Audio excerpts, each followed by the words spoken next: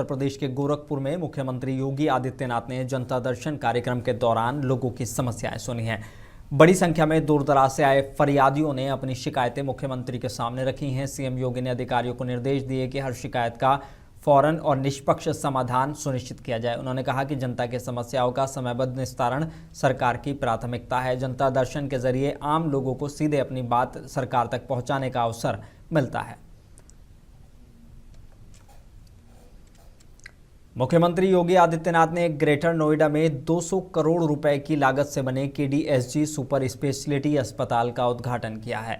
आधुनिक मशीनों और विशेषज्ञ डॉक्टरों से लैस इस अस्पताल में दिल, कैंसर और न्यूरोलॉजी समेत कई गंभीर बीमारियों का इलाज किया जाएगा। इस अस्पताल को पूर्व भारतीय क्रिकेटर कपिल देव की साझेदारी में तैयार किया गया है। दावा किया गया है कि मरीजों को यहां कम खर्च में उच्च स्तरीय इलाज मिल सकेगा। इससे ग्रेटर नोएडा और आसपास के ज़िले के लोगों को बड़ी राहत मिलने की उम्मीद है, क्योंकि उन्हें गंभीर इलाज के लिए अब दूर दराज के शहरों का रुख नहीं करना पड़ेगा। सीएम योगी ने इस दौरान कपिल देव और उनकी टीम को मुबारकबाद दी है। पहली बार भारत को क्रिकेट के विश्व कप जिताने में जिनके नेतृत्व में भारत ने विश्व कप जीता था, भारत के क्रिकेट जगत के गौरव श्री कपिल देव जी को और उनकी पूरी टीम को क्रिकेट के बाद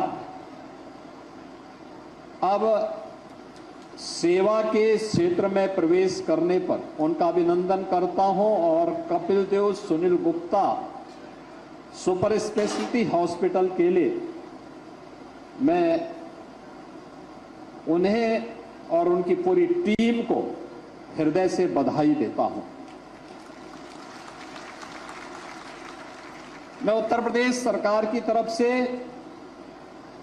गौतम बुद्ध नगर जनपद के वासियों की ओर से भी उन्हें हृदय से धन्यवाद देता हूं कि उन्होंने सेवा के इस प्रकल्प को हॉस्पिटल के माध्यम से, सुपर स्पेशलिटी हॉस्पिटल के माध्यम से गौतम बुद्ध नगर जनपद में ग्रेटर नोएडा में दादरी विधानसभा क्षेत्र में हॉस्पिटल दिया है। इससे न केवल इस जनपद वासियों को बल्कि NCR से जुड़े हुए सभी अन्य जनपदों के नागरिकों को यहां पर सुपर स्पेशलिटी की बेहतरीन सुविधा प्राप्त हो पाएगी। बहनों और भाइयों, स्वास्थ्य क्षेत्र हर एक व्यक्ति के लिए अत्यंत महत्वपूर्ण। वहीं सीएम योगी ने कहा कि केंद्र सरकार में पीएम मोदी के नेतृत्व में सरकार ने हर किसी को 5 लाख रुपए तक का मुफ्त इलाज की सुविधा दी है। जबकि किसी भी प्रभु संपन्न देश के लिए हर नागरिक का अधिकार बनता है कि वहां पर उसे बेहतर स्वास्थ्य की सुविधा उपलब्ध हो। सरकार का दायित्व बनता है कि वह दे, और आजादी के बाद पहली बार हुआ है जब प्रधानमंत्री मोदी जी के नेतृत्व में देश के अंदर एक यूनिवर्सल हेल्थ कार्ड, प्रधानमंत्री जन आरोग्य योजना आयुष्मान भारत के माध्यम से प्राप्त हुई है। आज भारत के अंदर आयुष्मान भारत के तहत 60 करोड़ से अधिक लोगों को ये सुविधा उपलब्ध करवाई जा रही है, और उसमें उत्तर प्रदेश देश का अग्रणी राज्य है जिसने सर्वाधिक गोल्डन कार्ड बनाए हैं। और उस गोल्डन कार्ड बनाने वाले लोगों की संख्या अब तक 5 करोड़ 60 लाख से अधिक है। हमने इसकी संख्या को बढ़ाया है। 5 लाख रुपए की सुविधा कोई भी व्यक्ति जो उसकी पात्रता की सूची में आता है, वह व्यक्ति किसी भी गवर्नमेंट हॉस्पिटल में, इम्पैनल्ड हॉस्पिटल में जाकर के उस सुविधा का लाभ ले सकता है। गाजियाबाद में उत्तर प्रदेश के मुख्यमंत्री योगी आदित्यनाथ सरस्वती शिशु मंदिर पहुंचे, जहां उन्होंने RSS पदाधिकारियों के साथ समन्वय बैठक में हिस्सा लिया। इस बैठक में संगठन और सरकार के बीच बेहतर तालमेल, सामाजिक गतिविधियों और विभिन्न जनहित कार्यक्रमों पर चर्चा की गई। मुख्यमंत्री ने कहा कि समाज के सर्वांगीण विकास के लिए संगठन और शासन के बीच समन्वय बेहद जरूरी है। बैठक में कई वरिष्ठ पदाधिकारी मौजूद रहे और आगामी कार्यक्रमों की रूपरेखा पर भी विस्तार से विचार किया गया।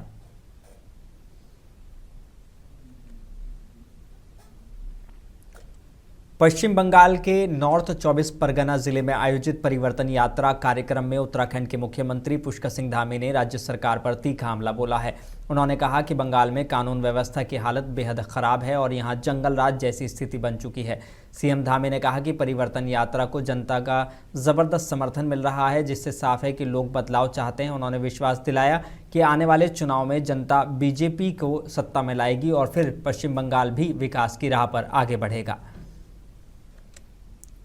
यहाँ पर जंगल राज कायम है, यहाँ पर कानून व्यवस्था बहुत खराब है और आज परिवर्तन यात्रा यहाँ शुरू हुई है।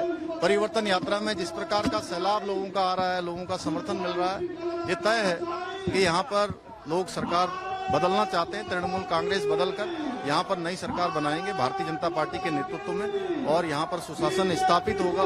बंगाल भी अन्य राज्यों की भांति विकास की गति को पकड़ेगा, तेज गति से विकास होगा। स्वास्थ्य के क्षेत्र में, शिक्षा के क्षेत्र में, अन्य सड़कों के क्षेत्र में यहाँ पर कानून व्यवस्था का राज होगा।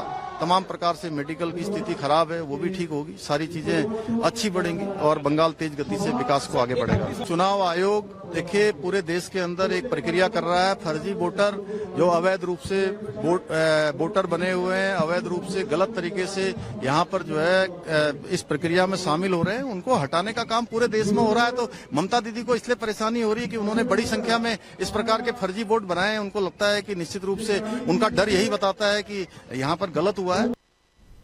उत्तराखंड के आर्थिक सर्वेक्षण को लेकर प्रमुख सचिव आर मीनाक्षी सुंदरम ने सचिवालय में अहम जानकारी दी है। उन्होंने बताया कि साल 2024-25 में राज्य का सकल घरेलू उत्पाद बढ़कर करीब 3.81 लाख करोड़ रुपए पहुंच गया है, जो 2021 और 22 के मुकाबले 1.5 गुना से ज्यादा है। प्रति व्यक्ति आय भी बढ़कर लगभग 2,73,000 रुपए हो गई है। राज्य के विकास दर 7.23% दर्ज की गई है और बहुआयामी गरीबी में भी कमी आई है। उद्योग, स्टार्टअप, सड़क, बिजली उत्पादन और पर्यटन के क्षेत्र में भी तेजी से वृद्धि देखने को मिली है।